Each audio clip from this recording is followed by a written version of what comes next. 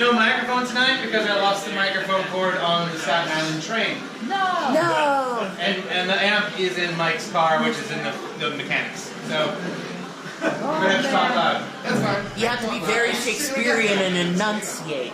He's used to singing a death note. So everybody, thanks for coming out. Nice full room. Woo! Get started. It's 8 o'clock, right? I'm excited today because I've never, until tonight, had anything from this brewery. So this is exactly why this club exists, for shit like this, to get a taste and to get a knowledge of like what's happening with this.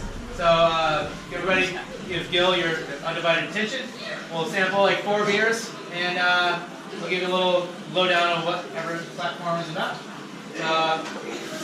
Just jump on it. Ignore the So we're Platform from Cleveland, Ohio. I have no connection to the state of Ohio. I was actually born in New Jersey. Random place to work for. We don't have a local vibe going, but they make some amazing beer. So the first time I tried, I saw the job posting. I figured I had to go after it. And it's been a great 3 months. I haven't worked for them for that long. The brewery itself has been around since 2014. We are the fastest growing independent brewery in the country. 100% independent. They're going to be up to like about 30,000 barrels by the end of this year, which is pretty impressive. The brewery was started by a bunch of guys who did like draft maintenance stuff. So they have a bunch of draft maintenance companies that go through 12 different stages doing draft line installs, cleaning, all that kind of stuff. So they give a shit about what the beer tastes like.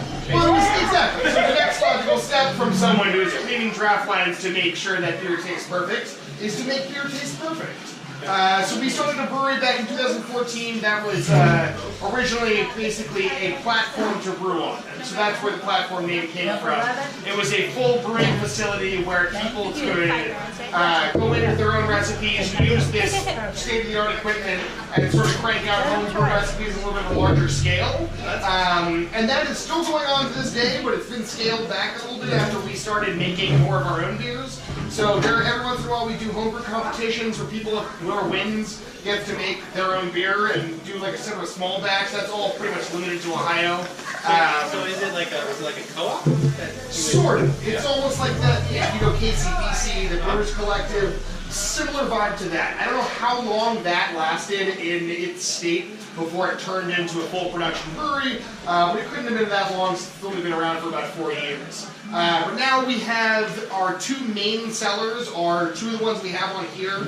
We do New England style IPAs in our small batch IPA series, and we do kettle sours in our kettle sour series. And then beyond that, we do a lot of other funky stuff. So we have the lager, which is another one of our year-round beers, and we also have the Shake Me Down, which is a tangerine milkshake IPA, which has all sorts of funky lactose and oats and whatever else in there.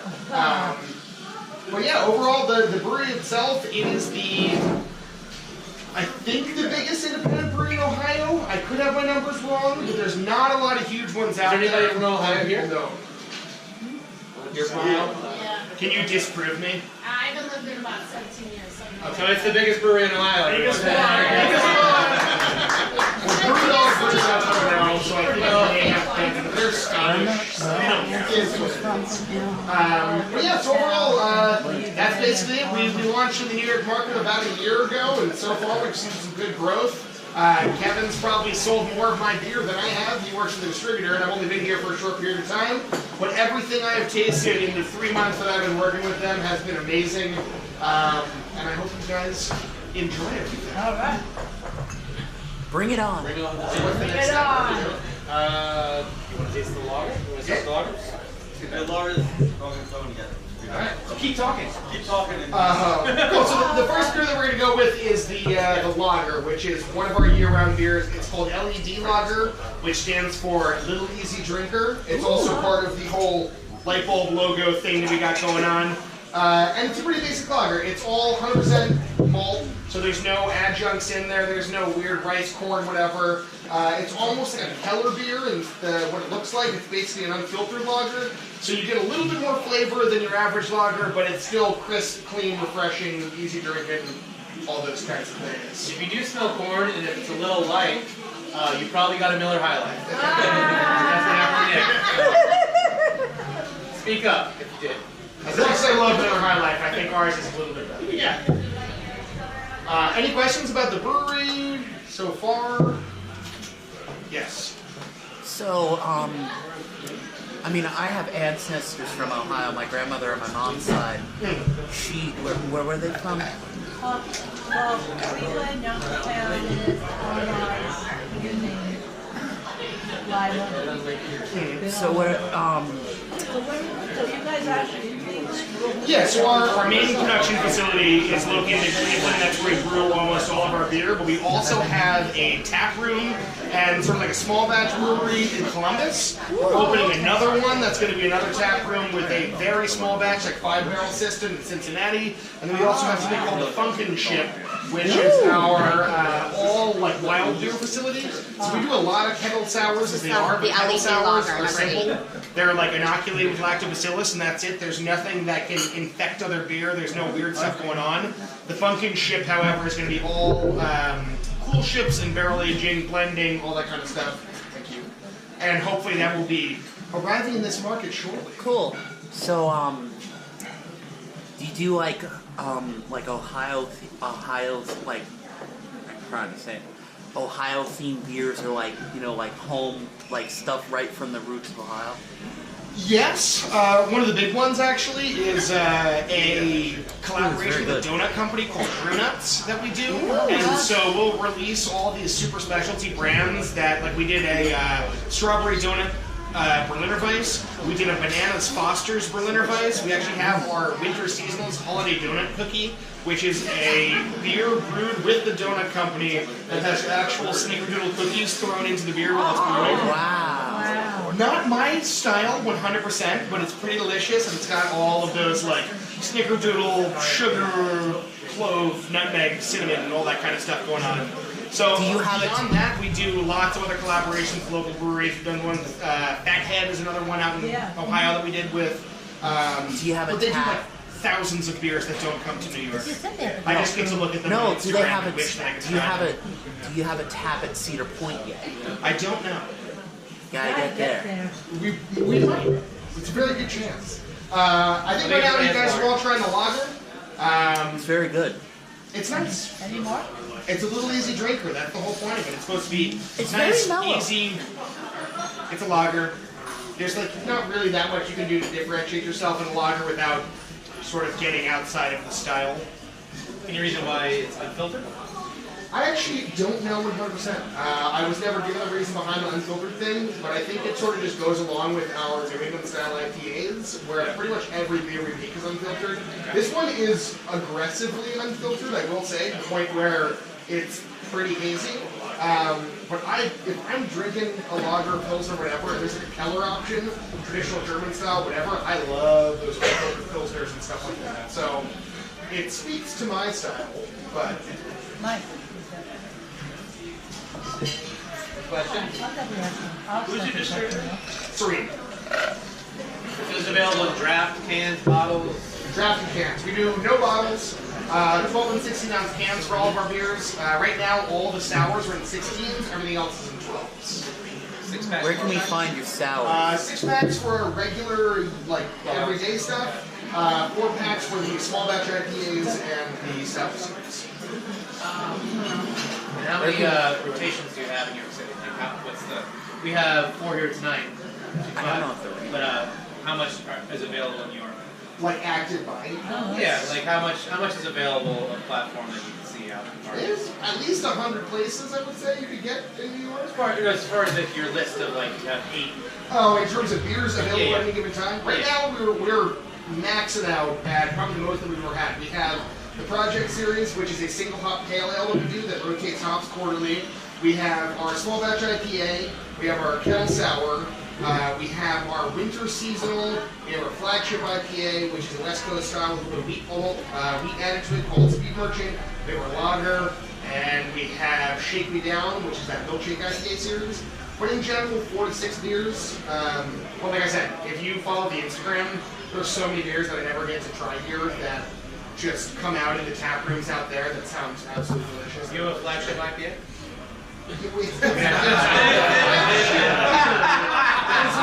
We'll be hearing from our lawyer. Kolsch, it's called Kill Van Kolsch, it's a liquid. So, you make a lot of sours. I see. Will we be tonight? Will we be tasting? I think it's called Platform Life Itself, the Goza. Yep. That is one of the. So our sour series is basically rotating back and forth between Gozas and Berliner Weiss. Ooh, I love Gozas. They're easy. I mean, kettle sours are a relatively simple style. They're like, some people think that they're not like real sours because it's not a goose or any sort of lambic. There's no blending, there's no aging, but they're easy to drink. They're available in pints, and they're super delicious. So you gotta sometimes take yourself a little bit less seriously. I mean, I really like them because I've had several Gozas, and the first Goza I ever had, I forget who made it, is it was a blood orange Goza, and I had gotten it at this little pub near where the Kinky Boots Theater is in Manhattan, and they also had the Goza that's straight from Leipzig, Germany, and then later that summer, I also had a Goza from the same area of Germany. And, you know, I really like Gozas because it's such an interesting beer, and the story behind them is very interesting. And then if you ever see the bottle that they're traditionally bottled in, it's this weird teardrop-shaped bottle where it has like a thin neck, and then it's just this bulbous single glass. Yep, and then it's a very to a beer. So you're like pioneer times, like 1600s, back when you first came over a boat to America. There's not enough barley to make beer. The old pumpkin beer. Exactly. So you grab a bunch of squash, however the plural of that is, jam them into the mash like normal, and you come out with something that probably tastes weird and not that great, but it's got alcohol to it, you can drink it. And so pumpkins were that for a long time. Sweet potatoes do that. The brewery makes a really good sweet potato beer that's also sweet potato and maple syrup.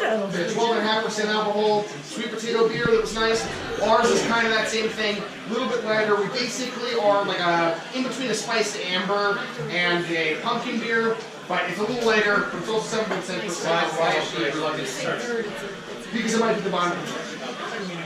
Is there a sediment in the kegs? No.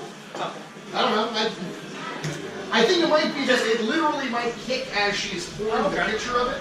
But that was an unplanned addition to this.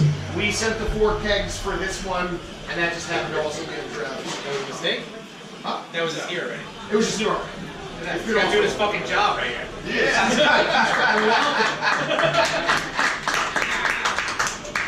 Yes. You know, it's funny you were talking about like beer and stuff. It's when the first settlement came to the United States, they wound up in the place where they wound up because they were running out of beer. Because at the time when they were traveling on a boat, they would bring beer because beer lasted longer than water. Because if you brought water with you, by the time you would get to where you were going, the water would turn rancid. But it would just become you couldn't drink the water. But if you had beer would last longer than water. So they landed when they wound it up where they wound up. They basically said, "You're gonna stay here because we don't have enough beer to get back home if we go any farther." So beer has shaped beer. Beer created refrigeration as we know it. Yeah. If it weren't for Anheuser-Busch and all those breweries trying to make lagers, we wouldn't have large-scale refrigeration. Yeah, beer has shaped American history. But yeah, so this one, I guess, is like, we have a palate cleanser of the life itself. This is a full-on dessert beer. Relatively sweet, got a lot of spices to it, but I do think that it's a little bit less sweet than a lot of pumpkin beers out there, a little bit easier drinking. Also 7.7% alcohol. Seemingly like most of our beers, they are designed to taste like as little alcohol as possible. I like it a lot. It's like a harvest vibe to it. Like it's not just one kind of vibe. A little dry, a little sweet. Yeah. I got pumpkin dryness to it. It's really not that sweet. It definitely has clove, cinnamon, nutmeg. But I think it's all about. And I'm not a pumpkin. It's definitely one of those people you have to find it. Like, oh, that hurts my bed that old. I mean, have more than two. I used to work for so I sold pound candy. That was my That's a good And pound example. candy was so much sweeter than this. So, how sweet enough as it is. But, yeah, this was one that I was worried about how well it would do, and it ended up blowing out of the water in this market. People seem to be very receptive to a pumpkin but different. Our head brewer, Patrick, hates pumpkin beers. So we'll never do pumpkin beer. I always say harvest brown ale is what I love. I hate pumpkin beers, but I like harvest brown ale. I don't know what. That's what that's going to run. Has the sweetness, the dryness. It's finally cold outside. Anything else? Anybody have any questions? You know, you said what spices are in Robin's number? cinnamon, nutmeg, clove. I think that's it. Maybe a spice or two more.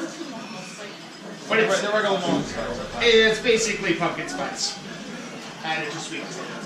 There's molasses as well, which gives you a little bit of that burnt sugar note to it. But molasses is once again something that's been used in other beers. Yes. You know, one thing I like about, like, when people say pumpkin spice or pumpkin itself doesn't really have a flavor. Yeah, it's like a very mild, squashy thing. Yeah. Pumpkin itself doesn't really have a flavor, and all the flavors you associate with pumpkin are actually other herbs and spices. Like, when you have a pumpkin pie, it's really more the nutmeg and the sugar that you're tasting. Yeah. And pumpkin itself is relatively bland, and it's really the other flavors around it that give you the sense of pumpkin. They're perceived tastes that you associate with pumpkin. Yes. Well, that's why we have no pumpkin in this beer. Yes. Only sweetness. Thank you guys. It's been a pleasure. You're proud of us. Thank you very much.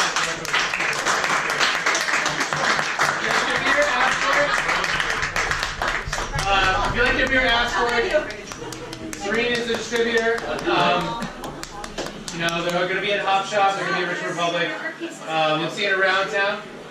If you want to see Platform, ask for it. Go to Beverage Island. If they don't have it, ask for it. I say the same spiel every month. You know the deal by now. So thanks again for coming. Just a few things. Saturday is Pour Mania. It's our Pour Sanders, our homebrew club. Yes. Our yearly events that we do to raise money for ourselves to put money into brew for autism. This year also, I mean, every year we always do, we give to charity. This year we're giving to our buddy Nando, who passed away. He was a flagship bouncer. A lot of people know him.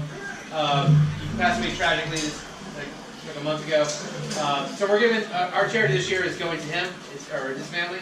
That's, and tickets are on sale still. I think we got like 50 tickets sold. So it's going to be a good event. We got, I don't know, like probably 30 homebrews rocking. Mead, ciders, beers. It's going to be fucking cool. It's always at Flagship. It's on Saturday from 12 to 5. Halloween themed. Halloween themed. So Paul will be dressed as a monk. Nah. Tomorrow? Last year. Yeah. It worked out pretty That seems about right. That seems right. Main part of it was a drinking It's part. Thursday, man. I need to drink it more. That's my one thing out of I will say, if you buy an authentic drinking horn, apparently they say to wait 3 months before using it. Why? Because all of my beers that whole night taste like horn, and that was pretty much it. PBR, horn tastes like PBR, it's not great. So if you go to like the BJCP certification, is there a horn? Is there a horn by Corn off flavor. So anyway, so Saturday is Pour Mania. Everybody please come. And also if you're going to Nuremberg, please ask for the cold. Oh! Yeah? Oh no, I got excited. Do you have like a pre-order? You can buy tickets online at Eventbrite. If you go, I think it's if you go to like my Instagram, it's like Doug Vibes. Okay, You can go to the Pour Standards Facebook page, facebook.com/Pour Standards, POUR Standards. You will find a link to the Eventbrite page there. Exactly. There you go. I don't know Facebook anymore. Pour Standards Facebook page. On that, and there's an event. If you just go to Eventbrite, just type in Pour Standards. It's out there. Your face, exactly, yeah. What? Not you, we're talking about your face So yeah, so go to Nuremberg and ask for a in the beer hall. So yeah, Saturday's gonna be fucking awesome. Please go. It's gonna be cool. And I have a brown ale. Paul has a brown ale. What are you doing? Sorry, pale ale and a short mead. Pale ale and short meat. Laura, you have Candy corn It's a cream. mead candy corn cream. very long. What else has beer? Yeah, I mean, it's lower alcohol. No, you still have your speed insiders. And I lost the crowd. They lost. Sorry, he said short meat. Also, last thing, Richmond Republic. If you haven't been there, go check it out. All the same cool ass beers that are here. They have great pretzels. We had one Mike is doing the same shit down there. Same kick-ass food that's here.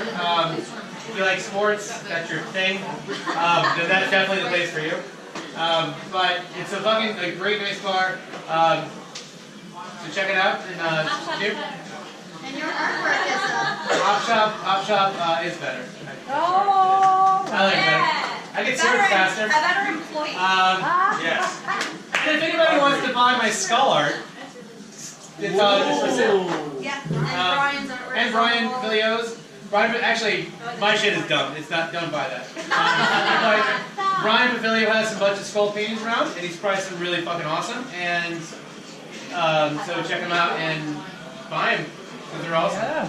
And you got some sugar skulls? I don't. I have skulls with daggers in them. That's it. Thanks for coming, everyone. See y'all next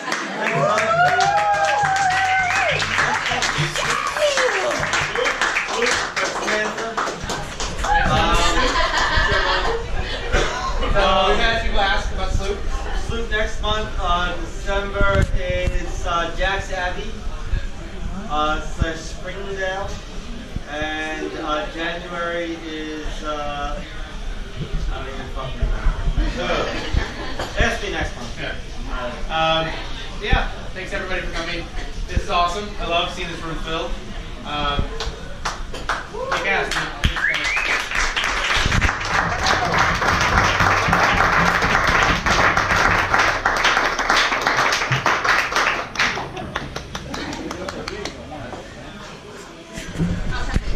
Strange bottle, and it's usually it's traditionally sealed with wax, and you kind of have to open it with like a corkscrew, and then but it's a very interesting beer when you read like how it's got like a traditional goza has like, if I remember right from what I've read, it's got like coriander and salt, and it's like a very spiced beer.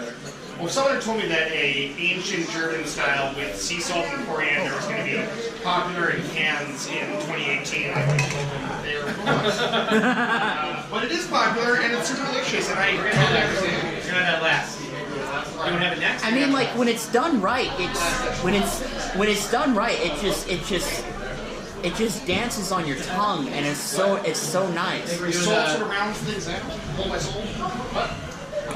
Hold my soul.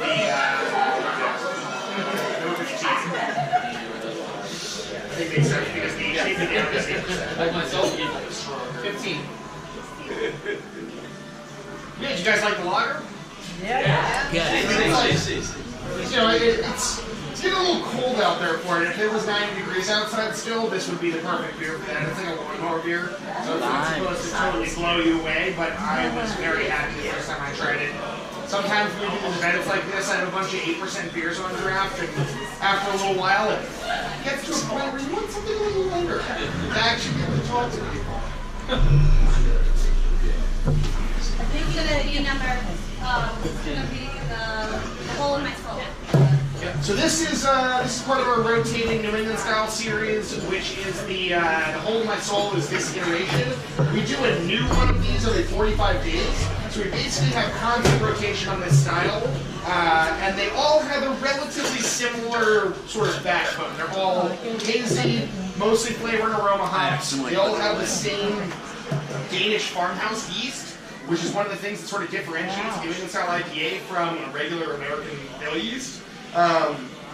You end up with a lot more fruity characteristic from the yeast coming out in the beer, which a lot of the times when, at least with an older style sort of New England IPA, or a West Coast IPA, they were really looking for like a clean yeast flavor without a lot going on. It was basically something to ferment the sugar with the alcohol, and that was it. With using these farmhouse yeasts that they use in these New England style IPAs, you actually are creating a lot of like phenols and esters out of the beer that give you a fruity character, and then the hops just sort of attribute to that to make it even more. So this has flaked oats in it as well, a little bit of wheat malt added as well, which gives it a softness in the mouthfeel, and then you have that sort of juicy aroma and flavor from all the hops in here. And there's not a lot of hops added to the bittering addition, so it's relatively low bitterness as well. Just real quick, how long is the lifespan of, like, how many times do you use your yeast? I don't know for sure. I think it's kind of as it goes. They do like propagation tests to make sure that it's still viable, and if it's not, they'll start using a new one. But I would imagine probably 2 or 3, I think, is about the standard, but I don't know the answer to it. That's cool. Because I know, like, yeast, depending on what you're doing, yeast can go kind of long or kind of short, depending on how it's being used. Efficiency is huge, and the flavors that we get out of this yeast are also a big component of this beer. So if it wasn't good, we probably would stop using. We have a whole quality control lab and all that kind of stuff out there to make sure. This is a house yeast that you use, or like Moss, Viet, or something like that. I don't know how to pronounce it exactly. White. There you go. So do you use, like local farmers in your area out in Ohio? We do for certain beers, not for the sort of wide release beers that we do. We do far too much of that to have any of the local stuff. But whenever we do like a lot of the sort of small batch stuff that we do out there, we use as many as possible. And they don't. Can I go home? What's that? Cleveland is the production brewery. I don't know exactly, but there is a tap room there as well. But that's where all of the beer that we're drinking tonight comes Like, from. are you down by I honestly couldn't tell you exactly where it came from. My Cleveland geography is pretty poor. But if you sort of like Google Maps, down by the water, we're away from the water. I have literally no idea. I'm sorry. I think you do. My Cleveland geology is terrible. I have a tattoo of New Jersey on my arm, but I have zero knowledge of Ohio geography. Well, I just say because you learn from the best. Because you go to New Jersey and they don't tell you. Oh, there you go. That's the You Midwest. go to New Jersey and they have the accent. Oh, you should turn over there. Yeah. So, you know, you learn from the best. How We could you should make go a back New to style IPA and have the gall to not double dry hop? Because you don't need to. It's still got all the flavor and aroma that you're looking for with That a wasn't single digging you. dry hop. I don't know. This is actually about my favorite small batch that we've done so far since I've been working for them. This is nice. With the beer rotating every 45 days, it is constantly different. And I've had some that are a little bit less my One of the style New than England others. IPAs. I think this one still has the brightness and the It's either number 12. bitterness in there to make it balanced. Whereas sometimes when you have all of that oats and flavor and aroma hops, whatever, just so much of it jammed in there, you can get kind of like a murky flavor. And I think this beer Is this the Shake Me Down? Yeah, I got that a lot This when I is was the in, whole I was in Rhode Island, Hole in and my, in every IPA Hole in was my like soul. a New England style It's the IPA. whole way. This And I started tastes thinking, like, well, it's just an IPA. We're actually in New England, so is that? It's more of like, Jesus. Do they call them West Christ. Coast IPAs? It just everything just tastes like the goddamn same. This is very nice, very clean, very slick. And I normally don't like these beers, and he's out here, he's a Pillsbury guy, and he makes a sleight of hand. I think delicious thing, same thing, where it has the same kind of like smoothness, nice on the mouth, easy to drink, crisp, and it has a. So as much as I'm talking about how balanced this one is, we're about to go into a 0 IBU, 8% alcohol milkshake IPA with lactose, sugar, oats, and all of those things in there. A little bit less balanced, also delicious, but it is a totally different style. So this is my thing. I do probably, if I am truthful, would prefer like a West Coast IPA. You can be honest with everyone, we're all adults here. I love just like a nice, bitter, hoppy West Coast IPA. It's like, it's great. And you don't, there's not too many of them out there anymore. And it's hard. Like a pint of yellow or something. Yeah. Well, I mean, yeah. The best beer that ever was existed ever. But even, so I used to work for Tro's Brewery, and full disclosure, I love Perpetual IPA. That was my shit. That was like, it was a nice, well-balanced, middle of the road, kind of stuff going on. It's easy drinking. As much as I do love this, though. It's still a style that for me is not quite as eminently drinkable.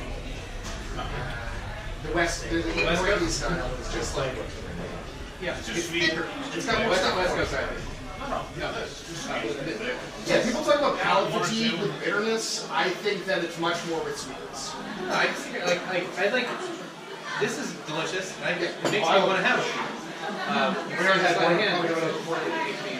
Drunk.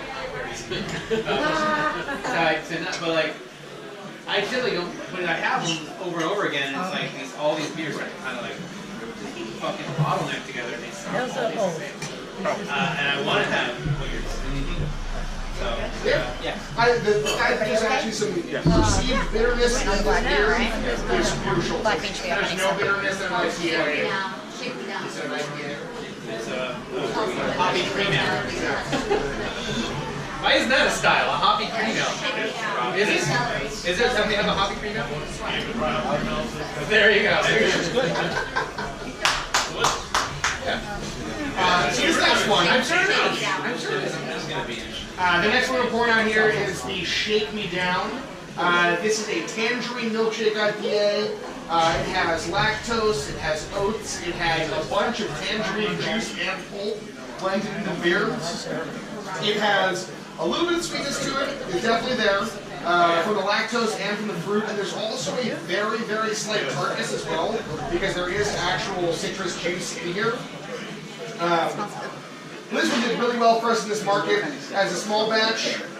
It's not something we would do year round, but we dropped a couple kegs at Serene and they were basically all gone day one. So I like, say what you will about the milkshake style IPA. It definitely seems to have legs still and people seem to like it.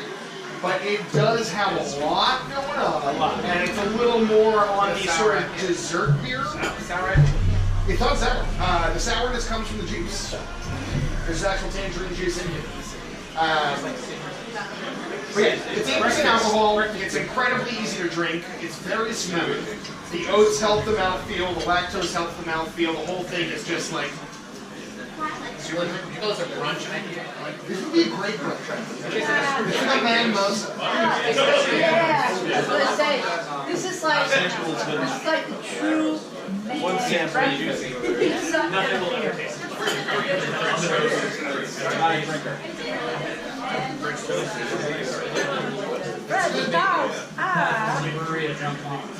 What do you guys think of the milkshake versus the Hold My Soul, the last one we did? I think I like the last one better. It's a different, it's a contrast. It's a different beer. This is much more of a one and done. I'd say the Hold My Soul is a little more drinkable. But which is amazing about people are like outside beers. And they see styles, and it's like almost style like you can't just go with that. That's really good. There's two back to back, and it's completely fucking different. This one has a lot more lactose, so it's got a lot more of that stuff going on. And that's a huge thing. I'm lactose intolerant.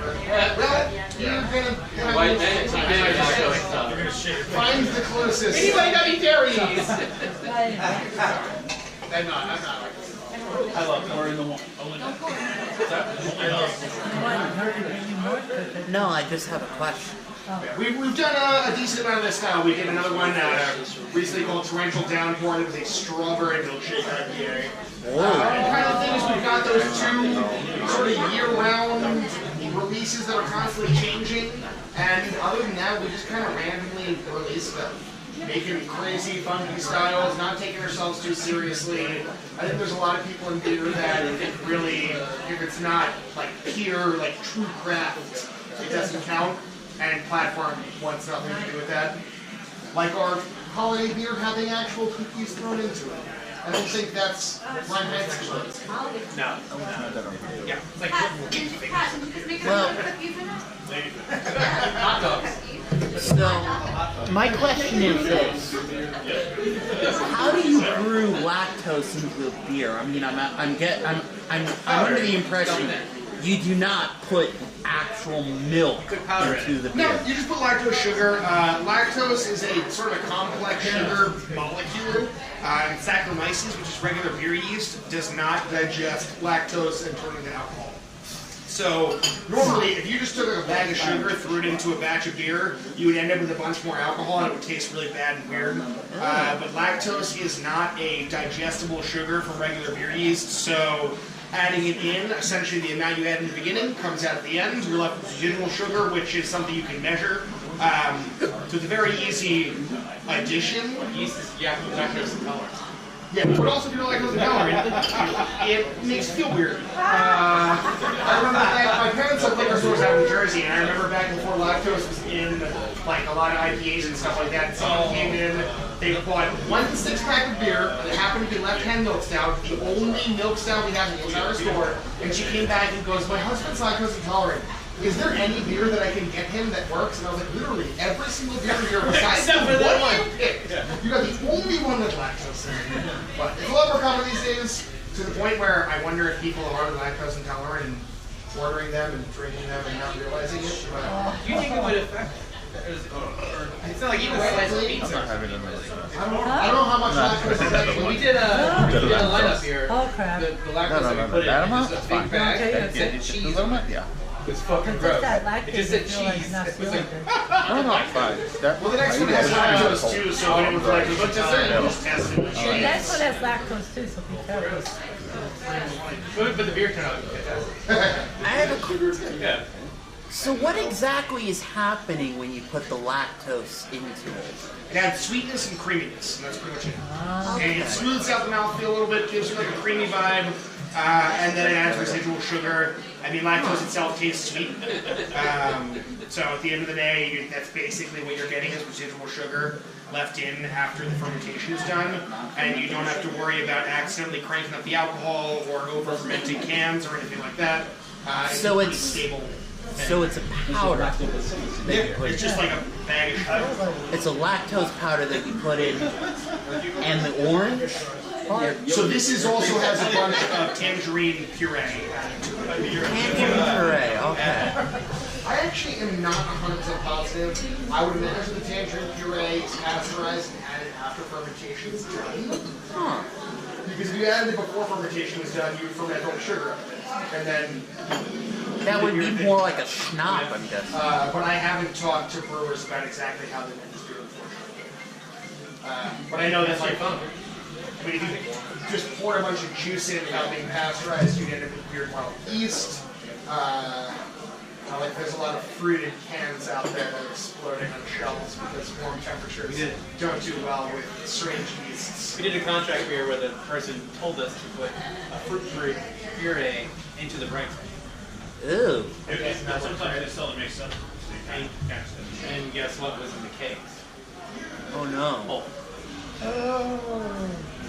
So I mean, it's curious. Yeah, I mean, we did an overfruit Berliner Weiss I was talking about earlier for that banana sour. We did a banana monster Berliner Weiss, and the beer got shipped from our brewery over Memorial Day or Labor Day weekend. Labor Day weekend, and it sat in a truck in the 90-degree weather. Oh God. Real foamy beer. So there was definitely some excess sugar in there from whatever we were putting into it. All bananas.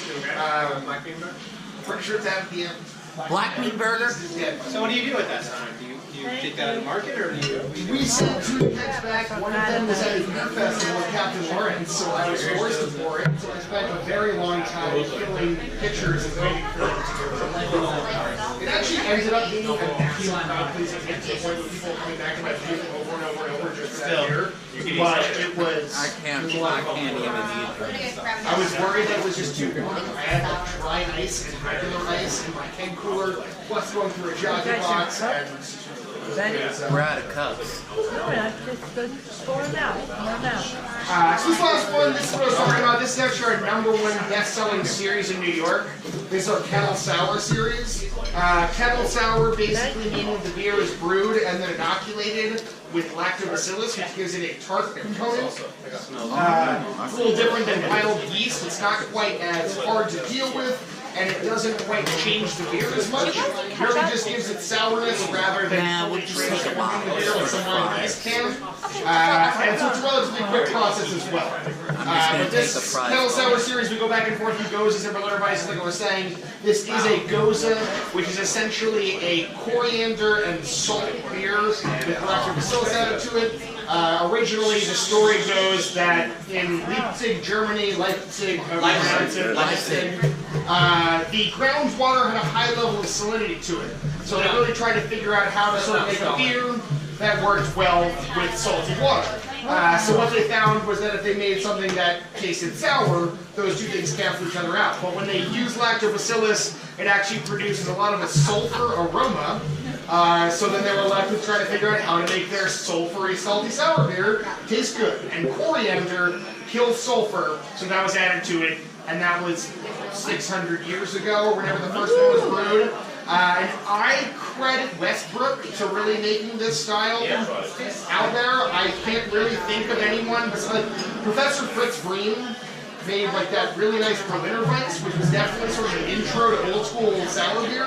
But I can't think of a goza before Westbrook that really got people into drinking it. And now the salty, sour German beer is extremely popular. A lot of orange. There was only one of the breweries. This one is a key lime pie goza. So we add key lime juice, zest. We add lactose sugar once again. That gives you almost a creamy meringue vibe at the top of the key lime pie. And there's actual graham cracker added to the mash as well. Look at that. So this is one of our more heavily flavored ones. We did an orange blossom goza over the summer. This isn't a traditional goza. Oh no, this is what they did in Germany 600 years ago. Yeah. All the hipsters. So let me ask you a quick question. You got lactobacillus and lactose in the same beer. Lactobacillus is basically like the bacteria from yogurt. Right, okay, so how is that not creating a bomb? Because lactobacillus doesn't like eat sugar the same way yeasts do. If you put Brettanomyces in here, Then you have that could break down lactose and make everything explode and be super foamy. And also do Band-Aids, then we get that from but as it is now, all of our beers that are shipped to the outer markets from Ohio are pasteurized. All the Ohio beer is non-pasteurized. Is this kettle sour or is this soured in the tank? Is it? Oh, this kettle sour. So that's the other thing, Paul, the boiling kills the lactose. That's right. Yeah, so this is one of the more heavily soured ones. Our orange blossom goes with the middle of the summer was super light, or heavily flavored, I should say. The orange blossom goes with it over the summer was very late in the flavoring and actually won best goza in the country, or best sour in the country from Vine Pair magazine. And that was a little more my vibe. I like the tasting the malt, tasting the yeast, tasting all those things. This one you taste a lot of the additional flavors added to it, but I will say, it does taste like a key lime pie. And it's pretty delicious. It's very mellow. orange ice cream that you pop. Creamsicle? Yeah. Or push pop? Yeah, it has that creamsicle. Well, so that's, that's lactose. Yeah. And like, so if you read the can, all of our cans have a lot of the information on there, trying to give you sort of like a talking point on it. The lactose adds that meringue, graham cracker adds like the crust, and the key lime zest and juice adds the actual pie filling. Were you to compare this to the key lime pie? Delicious. I think it is a good palate cleanser. I think the end was the way to go. I know the two things about the two things, you know? We were wondering whether this would be better after the lager before the IPAs. I think it'd be a lighter style. But I do think that sours at the end makes sense. I'll concede. It's pretty delicious. But yeah, are there any questions about any of the beers, about the brewery, about brewing in general? Some of the people probably know more than I do, but yes. You might have a gun. Nah, I can't drink and carry, bro. We're good. Now she carries a gun. Just saying. I went to college in Kansas, a lot of guns out there. Am I heard? Is that not true? I don't know what you're talking about. Alright. Where can I find your beer in Cleveland? Like, where is your main? Where can you find it in Cleveland? Yeah. I honestly, Cleveland's geography is Not his market. not my thing. Yeah, So I am accurate by based in target. New York. If you search Platform on Google Maps, it will guide you there. Very easy. Turn by turn directions. Okay. I'll Google. Where Sorry. can you get your beer in New York City? In New York City, however, you can get it everywhere. Or everywhere that this guy sells it to. Are you at Island Beverage? Where? Island Beverage. Oh, we have Island Beverage. We're not. We're at Beverage Island. We are Semantics.